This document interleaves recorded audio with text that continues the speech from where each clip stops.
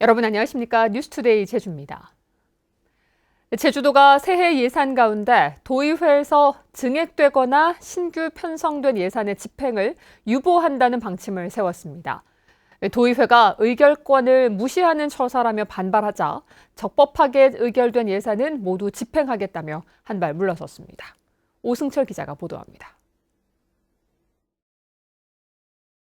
제주도의회는 제주도가 제출한 5조 8천억 원 규모의 새해 예산안 가운데 411억 원을 삭감하거나 증액하고 지난달 15일 본회의에서 가결시켰습니다.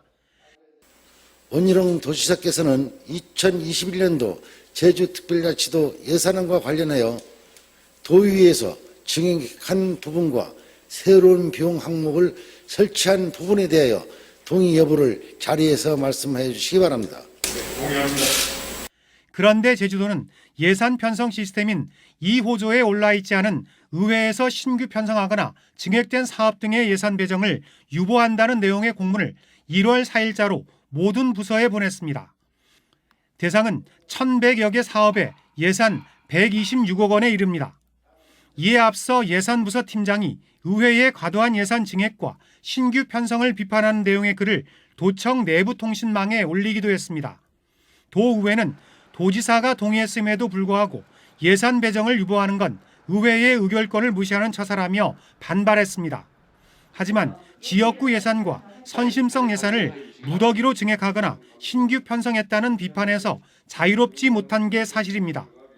의회와의 갈등을 우려한 제주도는 효율적인 예산 집행을 위해 검토할 시간이 필요하다는 의미였다며 한 발 물러섰습니다.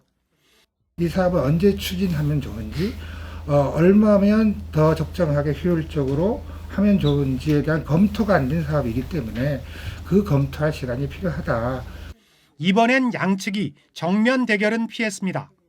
하지만 예산을 둘러싸고 해마다 도와 의회 사이에 갈등이나 신경전이 벌어지고 있는 만큼 증감액하거나 신규 사업에 대한 이유를 공개하는 등 보다 투명하고 합리적인 예산 편성과 심의 절차가 마련돼야 한다는 지적입니다. MBC 뉴스 오승철입니다. 코로나19로 직격탄을 맞은 제주 관광의 실태와 대응 과제를 짚어보는 신년기획 순서입니다. 코로나19 이후 관광은 무엇보다 안전을 우선으로 하는 패턴으로 변화하며 여행객들은 관광지를 선택하는 가장 중요한 요소로 여행객 밀집도를 꼽고 있는데요. 여행객들이 다수와 접촉을 피할 수 있도록 밀집도를 분산시킬 수 있는 스마트 관광도시 구축이 시급해지고 있습니다. 박주연 기자입니다. 사전 예약을 해야 탐방이 가능한 서귀포 치유의 숲. 미처 예약을 하지 못한 탐방객들은 매표소에서 QR코드를 찍고 이름과 인원 등을 넣어 사전 예약을 한 뒤에 입장할 수 있습니다. 코로나19가 덮친 지난해 이곳을 다녀간 탐방객은 7만 8천여 명. 코로나 발생 전보다 오히려 12%나 증가했습니다. 사전 예약제로 하니까 사람들도 그렇게 많이 붐비지 않은 상황에서 저희들이 안심하고 숲을 방문해서 이제 치유와 힐링을 할 수 있으니까 너무 저희들은 감사한 일이죠. 스마트폰 검색을 통해 관광객들이 몰리지 않는 시간대를 찾아 관광지를 찾는 관광객들도 늘고 있습니다. 코로나19 감염 확산 이후 관광객들이 관광지를 선택하는 가장 중요한 요소로 여행객 밀집도를 고려하고 있는 겁니다. 사람들 많이 몰리면 그래도 좀 걱정되니까 놀러 왔는데 괜히 또 안 좀 사람 많은데 피하려고 그러고 있어요. 이런 추세를 반영해 제주관광공사는 휴대폰 위치 정보를 활용해 여행객 밀집도를 제공하는 프로그램을 전국에서 처음 개발해 지난달 10일부터 서비스를 시작했습니다. 올해는 모바일로도 서비스를 제공하고 혼잡도를 기반으로 한 추천 관광지를 알려주는 스마트 관광 시스템도 구축할 계획입니다.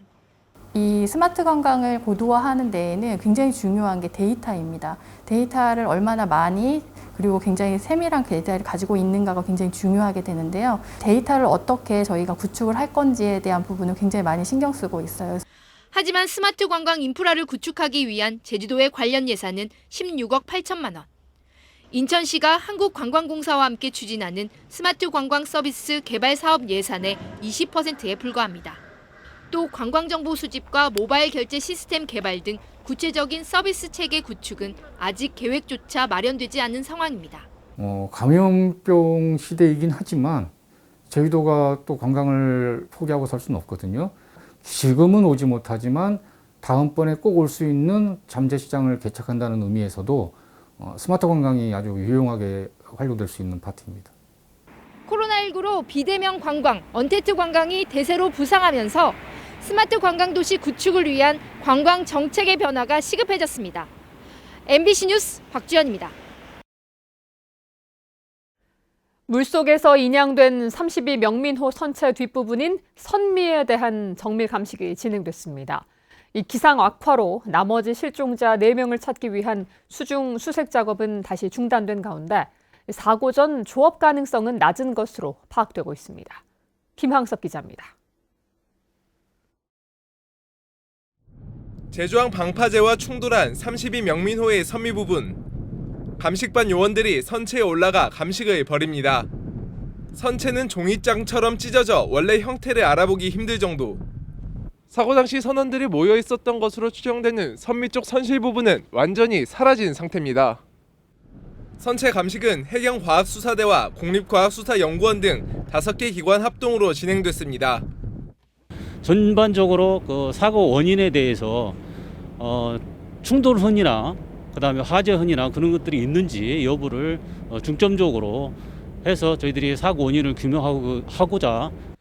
감식 결과 일단 화재나 충돌 흔적은 없었고 선원들의 물품도 추가로 발견되지 않았습니다. 사고 당시 기관 고장 여부에 대해서는 추가 조사를 진행하기로 했습니다. 사고 일주일째 오리무중에 빠진 사고 원인. 해경은 명민호의 사고 전 항적에서도 이렇다 할 원인을 찾지 못했습니다.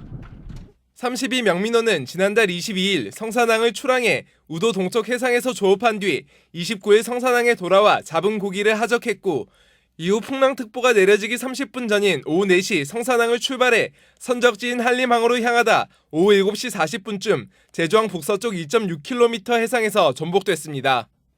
마지막 항적 기록에서 명민호는 조업 중인 어선보다 2배가량 빠른 시속 15km 속도로 한림항으로 이동 중이었고 배 안에 남은 기름도 거의 없었다고 해경은 밝혔습니다.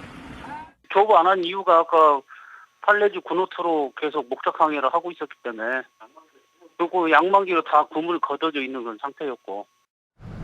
한편 해경은 사고 해역에 해군 등과 함께 함선 23척과 항공기 6대, 인력 900여 명을 동원해 수색 작업을 벌였지만 나머지 실종 선원 4명을 찾지 못했고 기상 악화로 수중 수색도 중단했습니다. MBC 뉴스 김항섭입니다.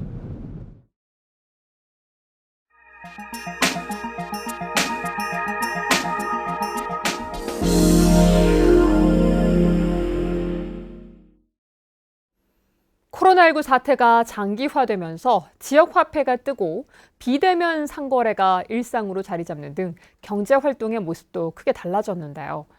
비대면 상거래의 경우 아무래도 직접 물건을 고르고 흥정하는 맛이 떨어질 수 있는데 대전의 한 전통시장에 비대면으로 가격 흥정까지 할 수 있는 배달 앱이 등장했습니다. 대전 이승섭 기자입니다. 대전의 한 전통시장에서 도입한 배달 앱입니다. 굴비를 고르자 생선 가게와 실시간 영상으로 연결됩니다. 굴비 좀 사려고 하거든요. 굴비 맛있습니다. 상품을 영상으로 확인하며 직접 고르고 가게 주인과 가격까지 흥정합니다. 이렇게 처음 사보는데 이거 좀 깎아주시면 안 될까요? 찌개 끓여 드시라고 미더덕하고 바지락도 넣어드릴게요. 마치 직접 시장을 돌아다니며 쇼핑하듯 앱으로 물건을 고르면 콜드체인 시스템으로 신선하게 집 앞까지 배달됩니다. 대전 동구 신도 꼼지락 시장에서 전국 최초로 시도한 애누리 라이브는 전통시장의 매력인 애누리와 덤도 전합니다. 나오지 못할 때가 있어요. 코로나로 인해서. 그럴 때는 제가 앱을 이용해서 구매를 하다 보면 편리하지만 그런 정도 내가 좀 느끼는 게 있어서. 상인들은 코로나19 장기화로 매출이 급감하자 중소벤처기업부와 지자체 지원을 받아 새로운 활로를 모색했습니다. 전통시장만의 장점을 온라인 쇼핑으로 옮긴 발상의 전환이 침체한 전통시장을 조금씩 깨우고 있습니다. 코로나 때문에 온라인 쇼핑이 대세입니다. 처음에 안 들어오셨던 분들도 자꾸 주문이 늘어나니까 지금 굉장히 좋아하셔서 대전 동구는 배달 앱 효과를 지켜본 뒤 다른 전통시장으로의 확대 여부를 적극 검토하기로 했습니다. MBC 뉴스 이승섭입니다.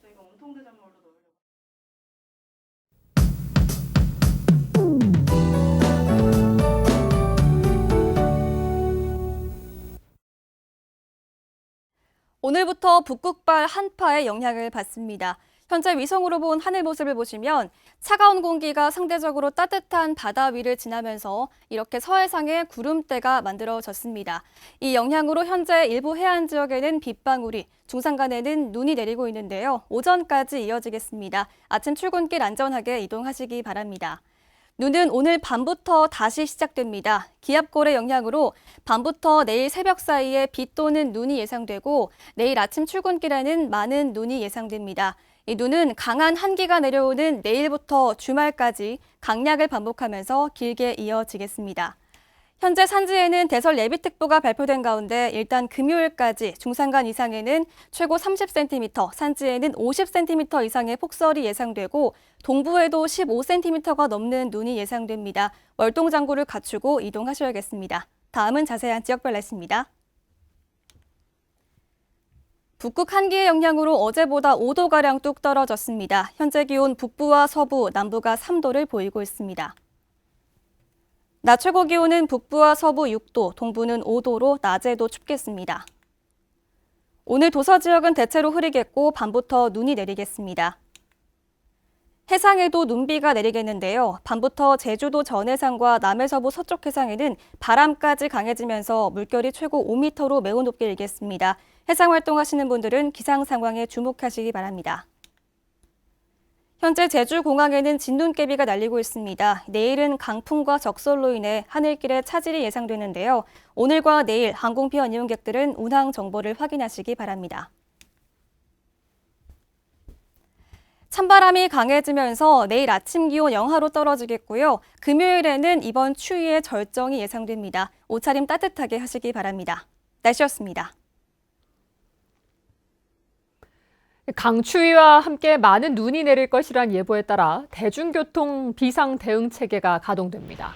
제주도는 오늘부터 모든 노선에 체인등 월동장구를 갖추도록 하고 폭설로 운행 구간이 변동될 경우 정류장 안내기를 통해 실시간으로 변동 내용을 알리기로 했습니다. 한편 제주도는 지난달 30일 제주시청 인근 도로에서 시내버스가 빙판길을 체인 없이 운행하다 미끄러지면서 시민과 승객들이 충돌을 막은 사고와 관련해 해당 버스 운전기사에게 과징금 10만 원을 부과하기로 했습니다. 제주 제2공항 건설에 대한 도민 여론조사 방안을 놓고 제주도와 의회의 논의가 진전을 이루지 못하고 있습니다. 제주도와 제주도의회는 실무 협의를 통해 언론사에 위탁해 여론조사를 실시하는 방안을 검토하기로 했지만 선거관리위원회의 문의와 법률 검토 결과 선거법 위반 소지가 높은 것으로 보고 있습니다. 이에 따라 제주도는 선관위에 공문을 보내 유권 해석을 의뢰하고 안심번호 사용 가능 여부에 대한 개인정보보호위원회의 심의 결과를 받은 뒤 의회의 구체적인 여론조사 실시 방안을 논의할 방침입니다. 제주도 감사위원회는 제주관광공사의 2018년 4월 이후 업무에 대한 종합감사를 벌여 18건에 대해 행정조치와 함께 8명에 대해 경징계나 훈계 등의 인사조치를 요구했습니다. 감사위원회는 제주관광공사가 최소 기준 점수에 미달되는 업체를 수의계약 대상자로 선정하는 등 계약 업무를 부적정하게 처리하고 성산포항 면세점 재개장과 관련해서는 선박 운항 시간 변경 이후에 개장하는 것이 타당하다는 내부 검토에도 별다른 근거 없이 개장했다. 9천만 원이 넘는 영업 손실이 우려된다고 밝혔습니다. 다음은 희망 2021 나눔 캠페인 성금을 보내주신 분들입니다. 산남향우회 오효원 회장 외 11명 31만 원, YWCA 문주란 클럽 회원 1동 30만 원, 노형동 이청음 씨 29,150원을 보내주셨습니다. 성금을 맡기실 분은 1월 말까지 제주사회복지공동모금회로 문의하시거나 제주은행이나 농협계좌를 통해 보내주시면 됩니다. 고맙습니다. 제주시 한림읍 금왕리에 대규모 리조트를 추진해온 중국 신화련 그룹이 투자금 770억 원을 착공 전에 예치하라는 자본검증 조건을 이행하지 못했다며 개발사업 승인 효력을 상실시킨 처분을 취소해달라며 제주도를 상대로 소송을 냈습니다. 신화련 그룹 측은 전체 사업비의 10%인 예치금 조건이 불합리하다는 입장이지만 제주도는 기한 내에 착공하지 못해 절차를 밟았을 뿐이라는 입장인데 재판 결과에 따라 오라관광단지 등 다른 개발 사업에도 영향을 미칠 것으로 보입니다. 광주고등법원 제주 제1민사부는 서귀포시 색달동 음식물 폐기물 처리 시설 공사의 낙찰자 선정 절차를 중지해달라며 탈락한 업체 측이 낸 가처분 소송을 항소심에서도 기각했습니다. 제주도는 이번 판결로 사업을 정상적으로 추진할 수 있게 됐다며 음식물 쓰레기로 인한 도민 불편이 없도록 올해 상반기에 착공하겠다고 밝혔습니다. 제주도 내 양돈업자들이 악취방지법이 위헌이라며 낸 헌법 소원에 대해 헌법재판소가 재판관 전원 일치 의견으로 합헌 결정을 내렸습니다. 헌법재판소는 국민이 건강하고 쾌적한 환경에서 살 수 있도록 한다는 공익에 비해 악취관리지역으로 지정으로 제한받는 사업자의 사익이 더 크다고 보기 어렵다고 밝혔습니다. 양돈업자들은 2018년 제주도가 양돈장 59군데를 악취관리지역으로 지정하자 집행정지 신청과 취소 소송, 위헌 심판도 냈지만 모두 기각됐습니다. 뉴스투데이 제주였습니다. 여러분 고맙습니다.